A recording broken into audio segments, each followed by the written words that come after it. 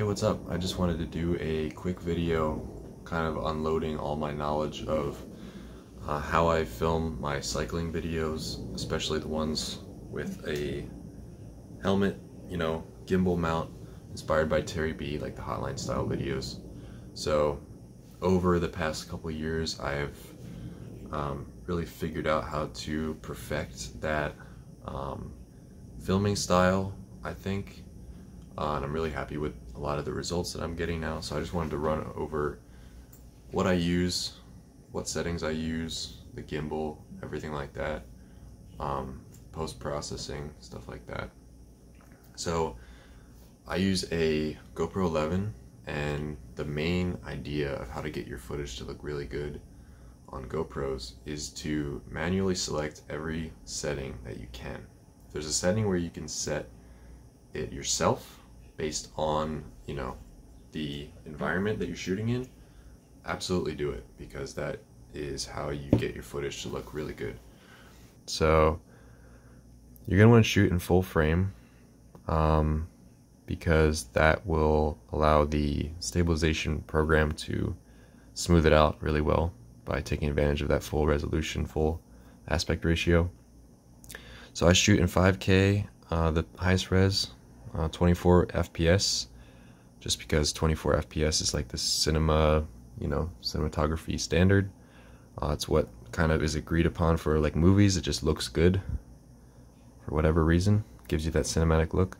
Hyper smooth on. Let's see what else is important here. 10-bit color on, high bit rate. This is important. Shutter speed. You want to always do, the rule for a video is you double your frame rate to determine your shutter speed. So we're at 24 FPS, so we're going to double that and do 1/48. So that will give us, that's what gives us the motion blur. So the shutter is going to be open for a 1/48 of a second. So it's letting a lot of light in, which is why we need to decrease the amount of light coming in with the ND filter. And that gives us the motion blur. For white balance, I have it on auto. I would prefer to set it because sometimes I do notice in the footage that you can actually see it changing sometimes, which I don't like. Ideally, you would set that manually in whatever environment you're shooting in, but I just leave it on auto. ISO min 100. You always want to keep the lowest ISO you can, while also, exposing your footage the way you want to. So that ISO max is really useful to be able to set. You can lock your ISO to 100 if you can, but if you have some dark areas, you might want to bump that up to 400. But I prefer, whenever I can, and whenever it kind of makes sense to do so, I prefer to lock my ISO just to 100 or whatever, because I don't enjoy watching the camera adjust. Sharpness low, that gives it kind of an ugly, over sharp look if you have it too high. Color flat. Flat is apparently the best color profile. That's pretty much all you can do with the GoPro. You're going to want to change your shutter speed to 1/48 and just keep it there, because that will give you that motion blur. As you're filming, everything that's moving will look kind of realistic, like the human eye perceives things moving in the periphery, sort of that cinematic motion blur that you'll notice looks similar to movies. So typically 1/48 of a second is longer than what the camera would choose on auto. So you'll notice without an ND filter, your footage is going to look really bright. And since there's not an aperture or anything you can change on this camera, you resort to ND filters. So ND filters are these little filters, and all they do is, notice they're dark, all they do is block out some of the light entering the camera, just darkens the image. So that will help with that overexposed look, and then you'll be able to get a good shot with that longer shutter speed. So when you're actually outside, you're ready to shoot, and you're choosing an ND filter, what you want to do is you want to prioritize that ISO. So I would lock your ISO at 100 max and look at what you're shooting. And if it's too dark, go to a lower ND number. So this is ND8. This is the lowest one. But let's say it's a really sunny day. You're probably going to be at the ND32 just because you want to darken it as much as possible. Clouds overhead and sun, maybe the 16. Usually you can just decide it based off of the weather, and you'll get a feel for, which is the best one to use. And then if you're in a weird scenario where there's some clouds passing over that really darkens the scene, you might want to allow your camera to adjust ISO up to like 400 or something like that. So yeah, that's the ND filters. They're pretty simple to use. And they're pretty cheap too. I think these are like 30 bucks on Amazon. So as for the gimbal, this looks a bit hodgepodge, but this is the Feiyutech WG2, I think. It has a, whatever that tripod size is, screw on the bottom, which I use to sandwich onto my helmet. I have some 3D printed parts to make this work with the newer GoPros, which have a larger body. I wouldn't recommend that you just go out and buy these two things. I think there's definitely a better combination that you could buy as of right now, but I'm not very aware of it because I just use what I have.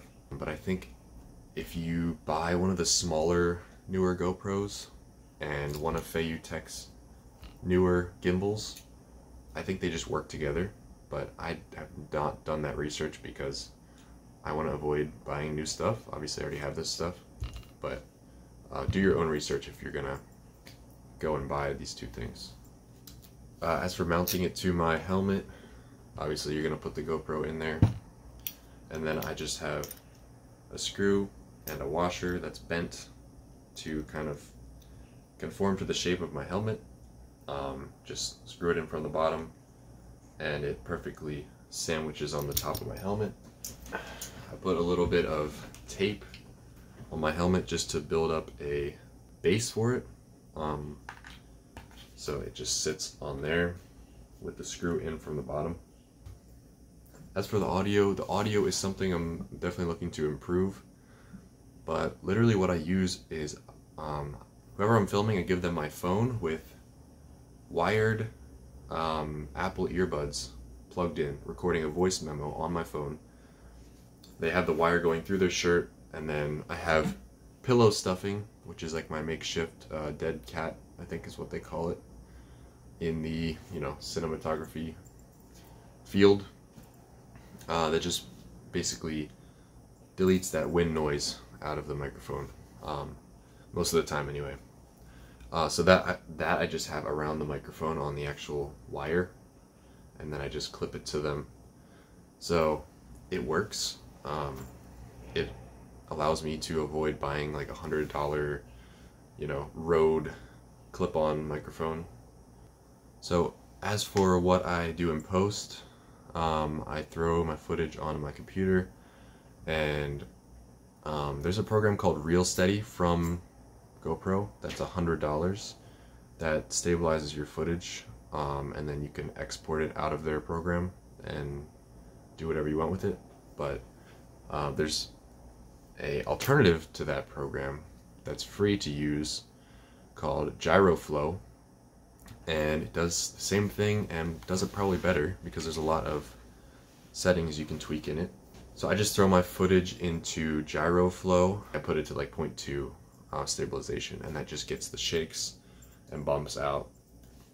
And yeah, with all of that put together, I'm really happy with my current footage. So I will probably continue to update.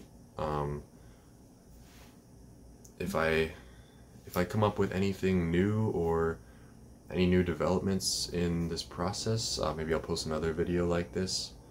But yeah, the most important thing is just changing those GoPro settings, making everything as manual set as possible. Get a gimbal, stabilize your footage, get some good audio, because audio is just as important as video. And yeah, that's it. I hope you guys appreciated this video. See ya.